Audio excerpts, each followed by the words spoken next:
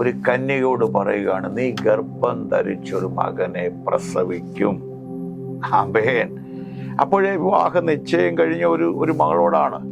അപ്പോൾ ഇങ്ങനെ സംഭവിക്കുമെന്ന് പറയുമ്പോൾ നിങ്ങൾ ശ്രദ്ധിക്കണം, അവിടെ മറിയ ചോദിക്കുന്നൊരു ചോദ്യം ഇങ്ങനെയാണ്, പുരുഷനെ അറിയായാൽ എങ്ങനെ സംഭവിക്കും? ഉടനെ ദൂതൻ പറയുന്നുണ്ട്, അത്യുന്നതന്റെ ശക്തി നിന്റെ മേൽ നിഴലിടും.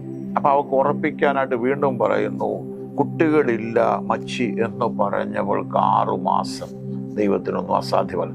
പെട്ടെന്ന് കർത്താവിന്റെ അമ്മ പ്രതികരിക്കുന്ന ശ്രദ്ധിച്ചിട്ടുണ്ടോ? പറയുന്നൊരു വാക്കുണ്ട്, അങ്ങനെയെങ്കിൽ അതുപോലെ സംഭവിക്കട്ടെ.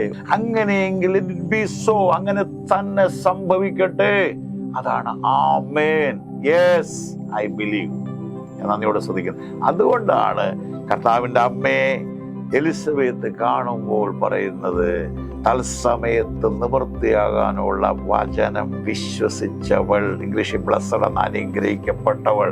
അപ്പം നമ്മുടെ ജീവിതത്തിൽ നമ്മളോട് ദൈവം പറയുകയാണ്, I am the lord your healer, ഞാൻ നിന്നെ സൗഖ്യമാക്കുന്ന യഹോവ റാഫ. അപ്പൊ നമ്മൾ എന്താ പറയണം? യേസ്, അതുപോലെ സംഭവിക്കണം. അതെ, നീ സൗഖ്യമാക്കുന്ന എൻ്റെ ദൈവമാണ്, നീ എന്നെ സൗഖ്യമാക്കുന്ന കർത്താവാണ്.